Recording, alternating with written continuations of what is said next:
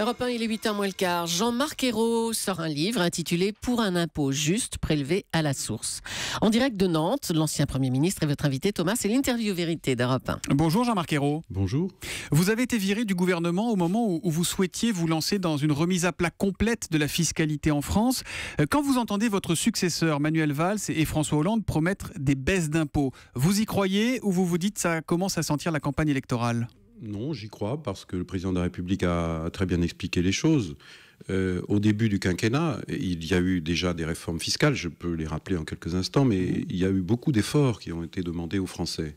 L'objectif, c'était de faire reculer le déficit, c'était de redonner des marges de manœuvre aussi à la France, et on a demandé cet effort aux Français, et il a permis aussi de réduire les charges qui pèsent sur les entreprises de façon très importante pour qu'elles retrouvent des marges. Là, cet effort a été fait. Et il permet à la France de se remettre en marche, en quelque sorte, avec des perspectives de croissance qui s'améliorent, avec la bataille pour l'emploi qui reste toujours au premier plan. Maintenant, le président de la République, ce qu'il veut faire, c'est en quelque sorte diminuer la part que paient les ménages. Et je pense que ça va dans la bonne direction. Mais pour ça, il ne faut pas faire des mesures... C'est pas un peu curieux, Jean-Marc Ayrault, d'avoir tapé sur les ménages pendant les 2 premières années, de dire maintenant, on va faire attention à eux ? Non, c'est pas la vérité. La vérité, c'est que la France était dans un état catastrophique. Et je crois qu'il était essentiel de remettre les choses en marche, et ça passait par un effort important pour réduire le déficit. Si ça n'avait pas été fait, aujourd'hui, la France serait dans une situation encore plus difficile qu'elle ne l'est par rapport à la dette, par rapport au déficit. Il faut revendiquer cet effort. Je vais vous citer quelqu'un. L'addition de mesures prises au coup par coup ne suffira pas pour redonner au système sa cohérence. Oui. Ce sont vos mots dans votre livre. Vous souhaitiez une grande remise à plat. Elle n'a pas eu lieu, elle n'est pas prévue. Mais il n'est pas trop tard. Vous savez, d'abord, les mesures qui ont été prises depuis le début du quinquennat, donc que j'ai mis en œuvre, c'est d'abord la tranche à 45% pour les revenus de plus de 150 000 euros par tranche, donc c'est beaucoup pour ceux qui paient l'impôt sur le revenu. C'est aussi le plafonnement des miches fiscales à 10 000 euros. C'est aussi des efforts supplémentaires demandés au gros patrimoine. C'est le capital imposé comme le travail. C'est la mise en place d'une contribution énergie-climat pour encourager à des meilleures pratiques concernant l'utilisation des énergies fossiles. Tout ça a été fait. Ce qui n'a pas été fait, c'est un autre engagement, effectivement, du président de la République pour aller vers un impôt citoyen plus simple, plus clair, plus lisible et plus progressif, en rapprochant la CSG et l'impôt sur le revenu. Pourquoi ?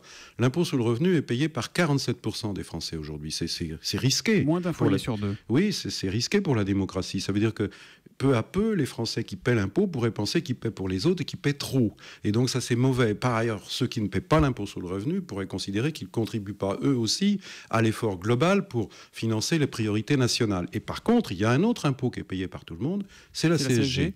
Et là, dès le premier, on pourrait dire presque dès le premier euro, tout le monde paie. Et ce qui fait qu'en France, 9 Français sur 10 paient plus de CSG que d'impôt sur le revenu. Et donc, il veut dire qu'il y a un problème. D'un côté, il y a l'impôt sur le revenu qui est payé par de moins en moins de gens. Et si le gouvernement s'engage, je ne sais pas ce qu'il va faire, on va attendre des propositions du président de la République et du gouvernement, vers une baisse à nouveau de l'impôt sur le revenu, ça veut dire que le fossé va encore se creuser. Donc c'est une mauvaise solution. Oui, je pense que le moment est venu d'agir sur la CSG en rapprochant les deux impôts. Avec Pierre-Alain Muet, nous avons écrit ce petit livre. Nous faisons des propositions très concrètes, très pratiques, faisables, qui peuvent être mises en œuvre dès le budget 2016 qui va être examiné bientôt par le Parlement. Et vous pensez donc que le gouvernement prend un risque s'il ne s'attaque pas à la CSG au lieu de s'attaquer à l'impôt sur le revenu ? Il faut faire une réforme structurelle. On parle beaucoup de réformes structurelles, c'est à la mode, on dit que la France n'en fait pas assez. En voilà une. Quand on compare avec nos voisins, on fait souvent des comparaisons en disant c'est mieux ailleurs, etc., ce qui n'est pas toujours le cas d'ailleurs, mais l'impôt sur le revenu des pays voisins, je pense à la Grande-Bretagne, je pense à l'Allemagne, c'est quasiment l'addition de la CSG et de l'impôt sur le revenu en volume de ce que l'État perçoit. Donc ça veut dire que dans ces pays, il y a un impôt plus progressif, prélevé à la source, ce que je souhaite aussi qu'on mette en œuvre très vite. Je l'avais proposé. Ça, c'est a priori sur les tablettes, ça paraît prévu. Objectif alors 2018 il faut pour le la mise en préparer. place. C'est compliqué pour le mettre en œuvre, donc il ne faut pas perdre de temps. Il faut s'assurer que ça soit fait. Pourquoi c'est important pour les gens ? Vous savez, tous les ans, vous payez vos impôts sur le revenu pour ceux qui en pèsent sur les revenus de l'année précédente. Et quand votre situation change ou que vous arrivez à la retraite, c'était fait une année compliquée au moment de payer l'impôt sur les revenus. Donc tout le monde connaît ça. Est-ce que vous croyez à la promesse de baisse d'impôts, quoi qu'il arrive, faite par François Hollande ? Moi, je crois aux engagements du président de la République. Je n'ai pas de raison de ne pas lui faire confiance. Mais c'est prudent de dire ça. Vous êtes un homme prudent. Vous avez été un gestionnaire prudent. Ce que je sais, c'est que pour ceux qui ont à établir le budget, ça va être difficile parce que Si on baisse les impôts, c'est pas pour les augmenter pour les autres. Si on les baisse pour les uns, c'est pas pour les augmenter pour les autres. Ça, je sais que c'est pas l'intention du président de la République. Donc ça veut dire qu'il faudra trouver la ressource. Et donc ça veut dire qu'il va falloir gérer au plus près la dépense publique. Et tout ça, au bout du compte, ça ne peut se faire que si on continue à diminuer la dépense publique en finançant bien sûr nos priorités. Il ne s'agit pas de les abandonner, mais comme l'éducation, comme la sécurité des Français, comme la préparation de l'avenir, la transition écologique, etc. Mais pour le reste, effectivement, ça veut dire qu'il faut faire des économies pour pouvoir financer la redistribution aux Français. Le moment est venu de le faire. Faut-il toucher à la durée du temps de travail ou faut-il demander à Emmanuel Macron de se taire, Jean-Marc Ayrault? Écoutez, moi je ne veux pas rentrer dans les polémiques comme ça. C'est pas une polémique, c'est un débat de société, là. C'est pas une polémique. Manuel Valls dit qu'il faut réformer le code du travail. Voilà. J'ai bien entendu tout ça.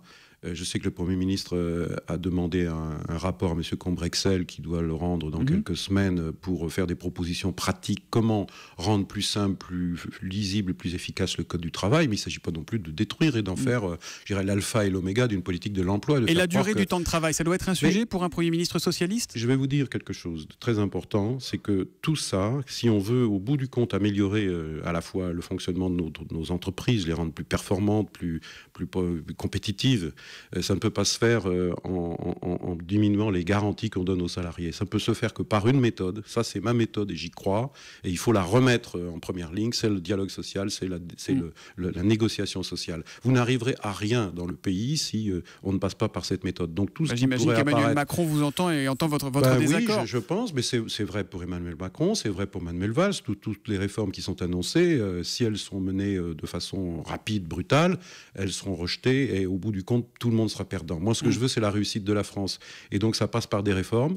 J'ai parlé de la réforme fiscale qu'il faut maintenant engager de façon plus audacieuse, de façon plus globale et cohérente pour qu'elle soit compréhensible par tous les Français, plus juste, plus claire, plus simple. Puis en même temps, sur tout ce qui concerne l'efficacité économique, sur la protection des salariés, il y a une méthode, le dialogue social. Quand on l'a fait, ça a marché. Il ne faut pas y renoncer. Jean-Marc Ayrault, François Hollande a jugé utile de vous remplacer par Manuel Valls. Qu'est-ce qu'il a fait de différent ou de mieux que vous, Manuel Valls? Je ne suis pas là en train de distribuer les bons et mauvais points, je l'ai dit souvent, ça ne m'intéresse pas, je ne suis pas en train de juger mon successeur. La tâche de Premier ministre, elle est difficile. Mais il s'en sort bien il fait ce qu'il peut. Vous savez, j'ai vu qu'hier, il avait beaucoup mouillé la chemise. Donc quand on est Premier ministre, on mouille la chemise, que ça se voit ou que ça ne se voit pas. Mais il faut le faire de toute façon. Et c'est un combat de tous les jours. Par contre, ce qui est sûr, c'est que ce qui a été engagé depuis le premier jour, depuis 2012, c'est l'essentiel des réformes. Le socle des réformes a été mis en place dès le premier jour. Maintenant, il s'agit de les faire aboutir. De les mettre en musique, et en quelque sorte. Certaines réformes, par exemple l'éducation nationale, on a fait énormément d'efforts, elles ne produisent pas immédiatement leurs effets. Les efforts pour améliorer la compétitivité des entreprises, elles ne pouvaient pas avoir un effet immédiat. Et donc c'est maintenant que les efforts vont payer. Et c'est là que se joue en quelque sorte la confiance des Français. Le doute s'est installé dans les esprits. Les Français pensent que la politique que nous menons n'est pas toujours très bonne et efficace. Mais c'est vrai qu'elle demande de la durée. Maintenant, les conditions arrivent pour que ça marche. C'est pas le moment de flancher, c'est le moment au contraire de faire preuve de courage, de pédagogie et de mobilisation. Et ça veut dire aussi pour la gauche d'être capable, dans les circonstances actuelles, de dépasser les histoires de chapelle et de se rassembler. Deux questions rapidement pour finir, s'il vous plaît, Monsieur Ayrault. Il y a une chose qui n'a pas changé depuis votre départ, c'est l'impopularité de François Hollande. À la question « Quelle personnalité souhaitez-vous voir représenter le PS en 2017 ?» 6% des personnes interrogées répondent François Hollande. Est-ce que vous faites partie de ces 6%? Est-ce que la candidature de François Hollande est naturelle, automatique? Sans aucune hésitation, je pense que François Hollande est président de la République, il porte toutes les difficultés du pays, mais il mène avec courage et dignité et vous le soutenez toujours son action, bien sûr, mais ça ne m'empêche pas aussi de tenir un discours de franchise. Et le discours de franchise, je viens de le faire ce matin, c'est pas un manque de respect. Manuel Valls fait ce qu'il peut, on a entendu. Oui, mais tout le monde fait ce qu'il peut. J'ai beaucoup d'amis au gouvernement et qui se battent tous les jours, c'est difficile. Puis comme c'est difficile pour les Français, c'est difficile pour la France, mais moi j'ai confiance. La France, comme on le dit souvent, c'est un grand pays et elle est capable de réussir de grandes avancées. C'est maintenant que ça va se jouer. Dernière question. Claude Barthelone est candidat à la présidence de la région Île-de-France. S'il est élu, il devra quitter la présidence de l'Assemblée nationale. Est-ce que le poste vous intéresse? Est-ce que vous êtes candidat? Beaucoup me le disent, beaucoup me sollicitent, mais pour l'heure, il s'agit de gagner les élections régionales et pas seulement en Île-de-France. Mais oui ou non, ça vous intéresse ou pas? Bien sûr que cette fonction m'intéresse comme tout ce qui pourrait me conduire à être utile pour le pays. Et moi, je l'ai dit en partant de Matignon, je souhaite la réussite du gouvernement, je souhaite la réussite du président de la République pour le pays. Et puis en même temps, si à ma place, je peux être utile, je suis toujours disponible. Donc vous serez peut-être le prochain président de l'Assemblée nationale, Jean-Marc Ayrault. Merci en tout cas d'avoir été en direct de Nantes sur Europe 1. Merci à François Coulon qui était à vos côtés.